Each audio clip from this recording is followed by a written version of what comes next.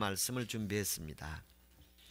오늘 말씀은 요한계시록 21장 1절부터 8절까지 말씀, 마지막 7번째 환상 가운데에 그 후반부, 새 하늘과 새 땅에서 하나님께서 어떠한 상속을 주시는가, 어떠한 유업을 주시는가, 어떠한 기업을 주시는가에 대한 말씀을 준비했습니다.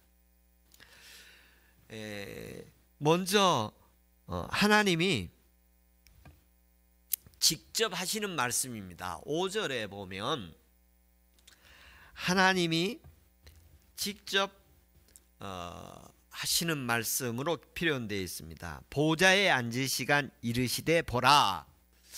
성경에 보면 하나님이 직접 하신 말씀이 있고, 하나님이 하시는 말씀을 들어서 천사가 하시는 말씀도 있고, 또 선지자들이 하시는 말씀도 있고, 여러 모습으로 이렇게 음성이 들리기도 하는데, 이 부분은 특별히 하나님이 보좌에 앉으셔서 직접 하시는 말씀으로 표현되어 있습니다.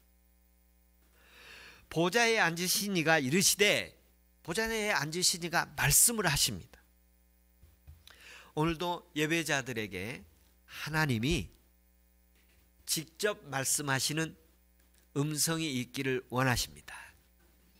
오늘도 제가 하나님의 말씀을 요한계시록 21장 5절부터 8절 말씀을 통해서 묵상하고, 하나님께서 제게 여러모로 가르치시고 깨닫게 하시는 그런 말씀들을 이렇게 전하지만, 그 전한 말씀 가운데 하나님이 직접 예배자들에게 말씀하시는 은혜가 있기를 바랍니다. 새 하늘과 새 땅을 통해 주시는 하나님의 구원에 대한 말씀이십니다.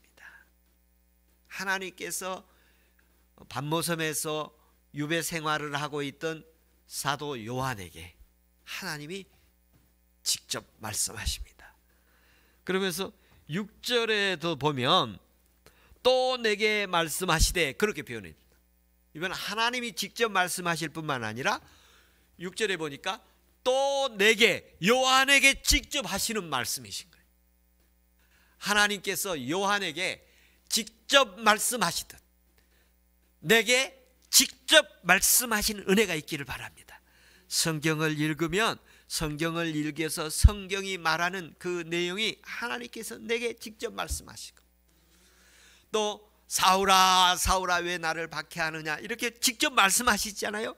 모세야 모세야 내 거룩한 땅에서 신을 벗어라 이렇게 직접 말씀하시잖아요. 아브라함아 아브라함아 내 고향 본토 집을 떠나라 이렇게 말씀하시, 직접 이름을 불러서 말씀하시는 은혜가 있기를 축복합니다. 그러면서 하시는 말씀이 뭐냐 하면, 내가 만물을 새롭게 하노라. 만물을 새롭게 한다고 말씀하십니다. 하나님께서 예수 그리스도를 통해서 구원의 역사, 새 하늘과 새 땅, 새 예루살렘을 이렇게 보여주시면서 하시는 말씀이 내가 만물을 새롭게 하신다.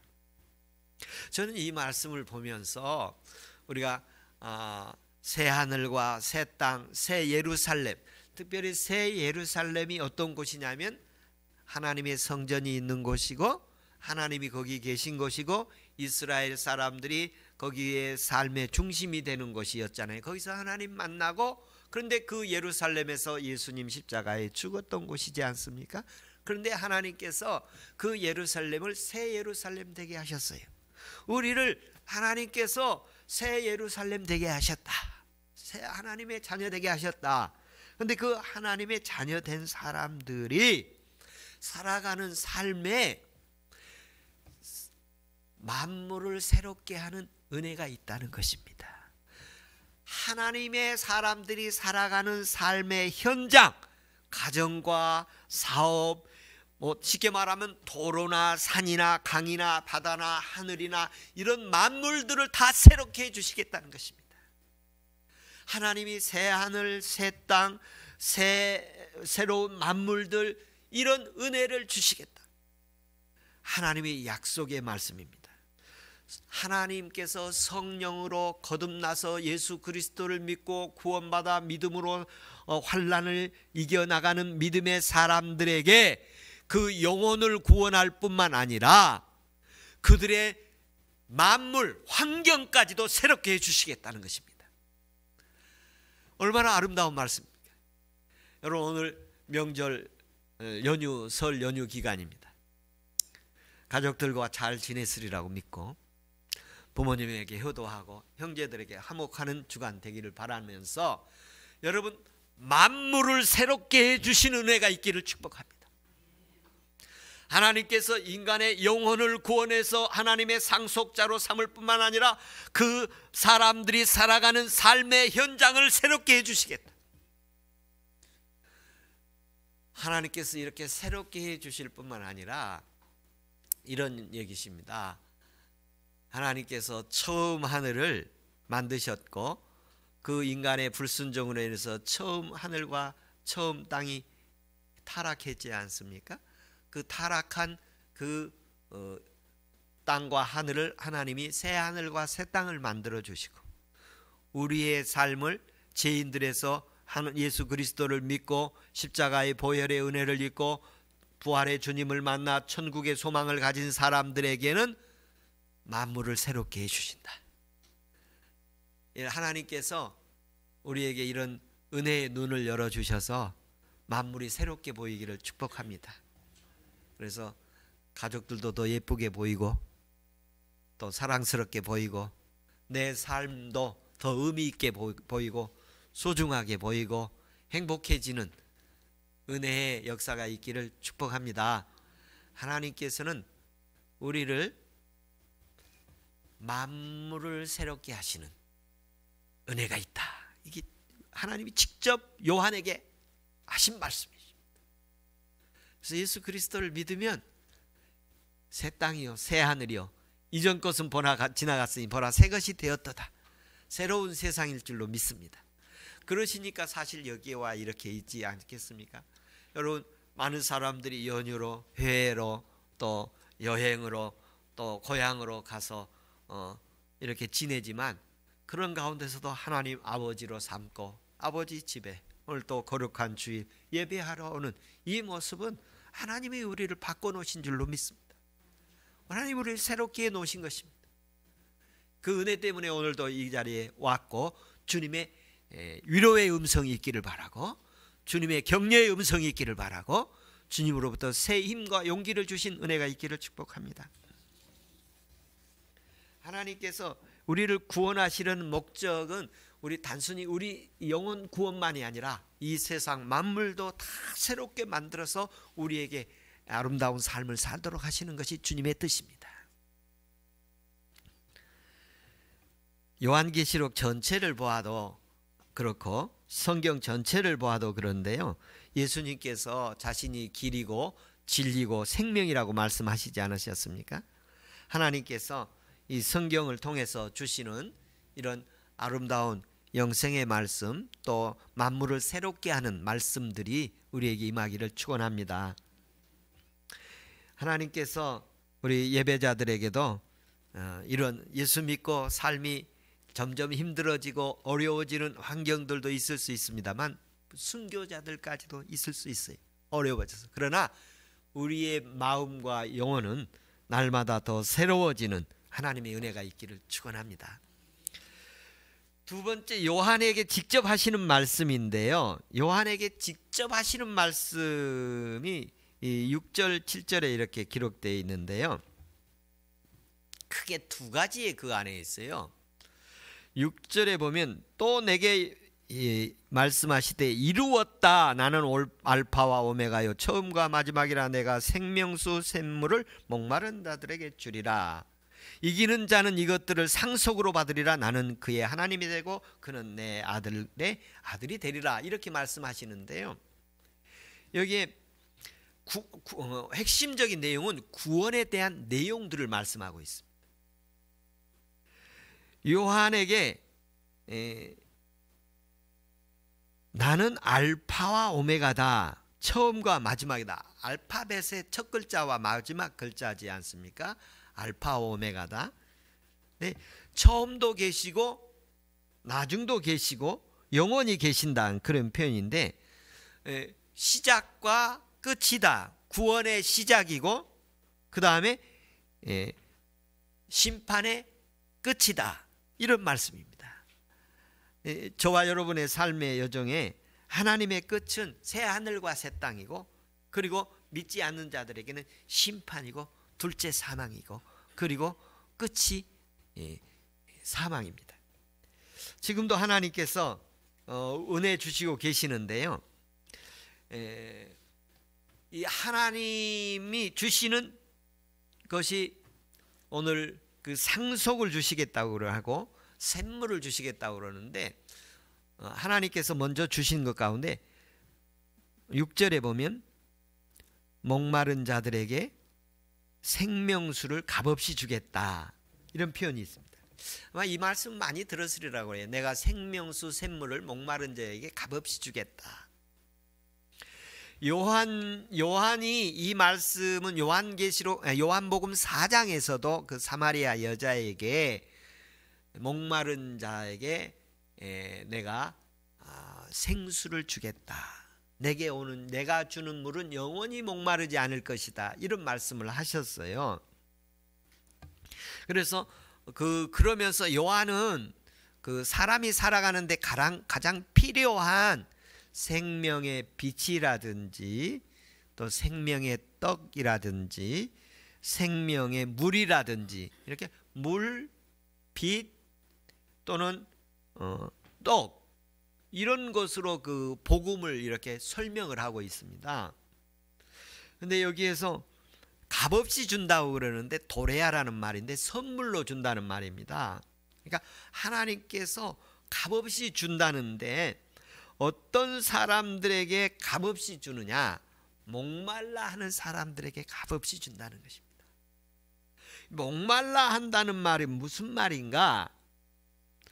사모하는 사람, 갈망하는 사람, 그리워하는 사람, 애타게 그리워하면 하나님 은혜 주실 줄로 믿습니다. 여기 오늘 본문에 보면 내가 생명수 샘물을 목마른 자들에게 값없이 주겠다. 여기 생명수 샘물을 이란 표현이 있어요. 생명수 샘물. 이 생명수 샘물이라는 말을 좀 더 직역해서 말하면 생명의 물샘을 주겠다, 그런 말입니다. 여러분 샘이라는 말을 아십니까? 우물이라는 말을 아시는지요? 근데 이 샘이라는 것은 땅에서 이렇게 물이 항상 솟아나는 것을 샘이라고 합니다.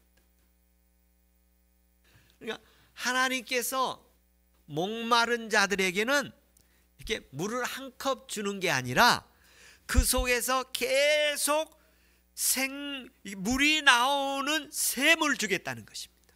샘을.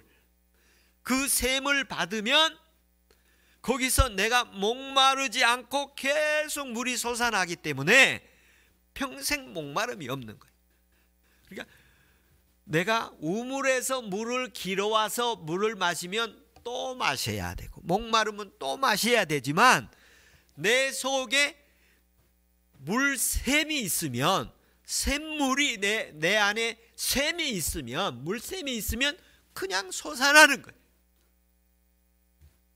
하나님께서 우리에게 이렇게 물 한 컵 시원한 냉수를 주는 게 아니라 아예 샘물 주신 겁니다. 물샘을 주시는 것입니다. 이 놀라운 일 아닙니까? 여러분 평생 저와 여러분이 마셔도 부족함이 없고 목마르지 않은 그런 물샘을 주십니다. 어떤 사람에게? 목말라 하는 사람들에게. 무엇에 대해서 목말라 하는 사람? 하나님에 대해서 목말라 하고 진리에 대해서 목말라 하고 기도에 대해서 목말라 하고 영적으로 하나님에 대해서 목말라 하는 사람들에게 하나님께서 그에게 샘을 주신다는 것입니다. 이 샘물은 예수 그리스도이십니다. 그리스도가 우리 안에 들어오면 그리스도로부터 거기에 목마르지 않게 하시는 샘물이 될 것입니다.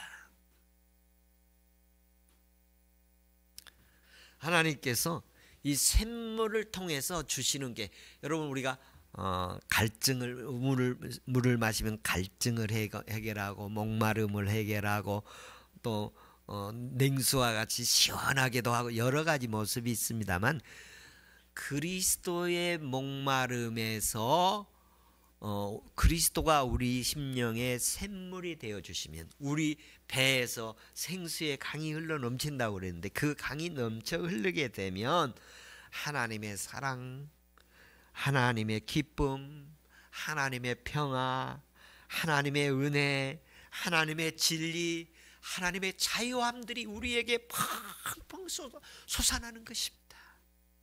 이런 하나님의 샘물이, 물샘이 우리 가운데 있기를 축원합니다. 이 물샘은 가뭄이 와도 솟아납니다. 장마가 오더라도 거기는 깨끗한 물이 솟아납니다. 환난이 와도 고난이 와도 우리에게 맑은 샘물이, 천국의 생명수가 우리 심령에 흐르기를 주의 이름으로 축원합니다. 이 샘물은 어디로부터 오는가? 예수 그리스도에게서 오는 것이고, 예수 그리스도께서 우리에게 주시는 특별한 은혜들입니다. 예수님이 죄인들이 와도 주님 그걸 주셨습니다. 또 없는 자들이 와도 주셨습니다. 돈 없는 자들도 와서 주셨어요. 하나님께서 오늘 명절에 예배하는 예배자들에게 예수 그리스도께서 심령 속에 배에 샘물, 물샘을 주시는 은혜가 있기를 축원합니다. 이것은 먼 미래만 주는 것이 아니라 오늘 우리에게도 주시고 앞으로 목말라 하는 사람들에게도 주시고, 과거에도 하나님의 나라를 목말라 하는 사람, 주님의 이름을 목말라 하는 사람들에게 주셨던 은혜입니다. 그래서 그들은 그리스도를 따르면서 부족함이 없이 만족함을 가지고 주님을 바라보며 살아갔던 것입니다. 하나님께서 이 목마른 삶의 현장을 보면, 그런데 이 세상 사람들이 살아가면서 이 하늘에 대한 목마름보다는 돈에 대해서 목마르고, 눈에 보이는 것들에 대해서 목마르고, 이 세상에 대해서는 목마른데 보이지 않는 하나님의 나라에 대해서는 목마름이 별로 없는 시대예요. 오늘 이 시간에 하나님께서 그래도 목말라 하시는 영혼이 있었기에 이 자리에 계신 줄로 믿습니다. 또 이 자리에 함께 이 시간 예배하고 있는 줄로 믿습니다. 영상으로 예배하는 현장이든지 이곳의 현장에 예배하든지 하나님에 대해 영적인 목마름이 있어서 요한계시록의 21장 6절 7절에 목마른 자에게 주시는 물샘이 심령 속에 있기를 축원합니다. 요한은 어디에 있냐면 배에 있다고 표현했어요. 너희 배에 생수의 강이 흘러넘치리라 그랬어. 뱃속에 있다면, 우리가 뱃속에서 우리가 배에 들어갔다는 것은 거기에 완전히 우리의 힘이 됐다는 거 아니에요? 우리가 뭐 그런 얘기 하잖아요. 배짱이 있다 그런 얘기 하지 않습니까? 그 사람에게 힘이 되어졌다는 것입니다. 하나님의 말씀이 우리 가운데 힘이 되어지는 은혜가 있기를 축원합니다. 그 다음에 말씀해 보면 7절에 이기는 자에게 상속을 하겠다. 내가 이기는 자들에게는 상속을 하겠다. 나는 그의 하나님이 되고 그는 내 아들이 되겠다. 이 상속이라는 말을 하셨어요. 그리고 이기는 자에게 이 두 번째 주는 선물이 바로 이제 상속인데, 하나님께서 목마른 자에게 물샘을 주겠다고 했고 이기는 자에게 상속을 주겠다고 그랬어요. 상속을 주겠다. 그러면 이 상속에 대한 말씀을 좀 해야겠는데요. 이 상속이라는 거는 뭐 거저 받는 거죠. 거저 부모님이 줘서 받는 거지요. 제가 이 말씀을 준비하면서 제가 상속받은 것이 실제로 있어야 상속에 대한 은혜가 될 텐데 그런 생각을 했는데요. 제가 상속에 대한 감동들이 몇 가지가 있습니다. 예, 상속을 받은 것이 있어요. 그래서 이 상속에 대해서 좀 생각해 보는데 제가 그랬어요.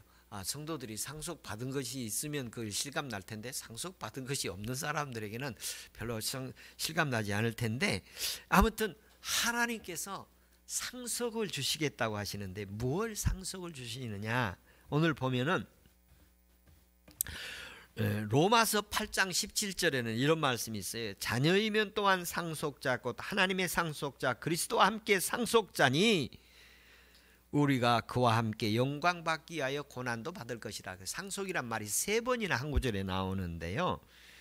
이 누가 상속을 받느냐면 목마른 자가 상속을 받고 이기는 자가 상속을 받습니다. 목마른 자가 상속을 받는다는 것은 제가 설명을 드렸고요. 말씀표에서 여러분 목말라서 상속받는 은혜 있기를 바랍니다. 상속받기를 간절히 원해야 돼요. 하나님의 나라가 내게 임하기를 원해요. 성령 받기를 간절히 소망하기를 바랍니다. 이 두 번째, 이기는 자가 상속을 받는데 어떤 사람이 이기는 자가 상속을 받느냐면 사탄의 물결 속에서 이 험한 세상에서 예수와 복음을 위해서 헌신하고 애쓰고 힘들고 어려운 가운데서도 희생하고 헌신하면서 믿음으로 살아왔던 사람들입니다. 제일 단계가 높은 사람들은 순교자, 그 다음의 사람들은 순교의 상황은 아니었더라도 나름대로 목숨 바쳐 주를 섬긴 사람들이, 믿음으로 세상을 이겨낸 사람들이, 이 사람들에게 하나님께서 이기는 자라는 칭호를 주시는 거예요. 여러분, 세상을 이기면 이것이니 믿음이니라고 하셨어요. 우리는 세상을 이긴 자라고 하셨습니다. 주님이 말씀하신 내가 다 이겼노라. 주님이 세상을 이겨놓으셨습니다. 예수 이름으로 나가면 승리하게 될 줄로 믿습니다. 그래서 이기는 자가 되면 어떠한 은혜가 있느냐 하면 나는 그의 하나님이 되고 그는 내 아들이 되리라. 단수로 나올 때는 그는 나의 하나님이 되고 나는 그의 하나님이 되고 그는 내 아들이 되리라 했는데, 복수로 나올 때는 나는 그의 하나님이 되고 그들은 내 백성이 되리라. 그렇게 표현되어 있어요. 그런데 여기에서 내가 하나님이 되고 자녀가 되는 이런 말 가운데서 어떤 모습이냐면 이기는 자가 되면 하나님과 나와 하나 된다는 것입니다. 하나님과 나와 연합된다는 것입니다. 그러니까 바울이 신앙의 승리자가 되었을 땐 뭐라고 표현하느냐면 내가 그리스도와 함께 죽고 그리스도가 나와 함께 산다, 그런 표현을 했어요. 하나님과 나와 하나 되는 순간을 경험하는 거예요.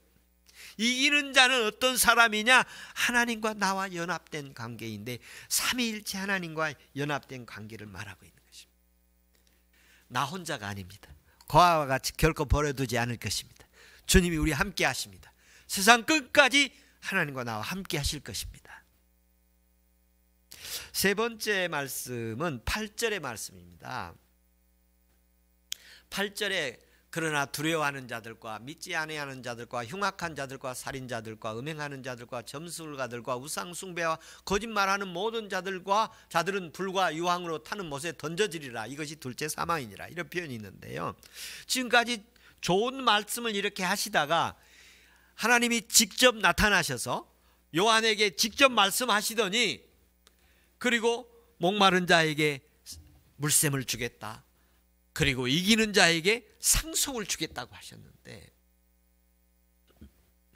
이젠 그렇지 않은 자들에게 경고를 하는 말씀입니다. 이 말씀은 안 믿는 사람들에게도 물론 하는 말입니다만 요한에게 이 당시에 하신 말씀은 교회 안에 있는 자들에게 향한 말씀이 더 우선적입니다.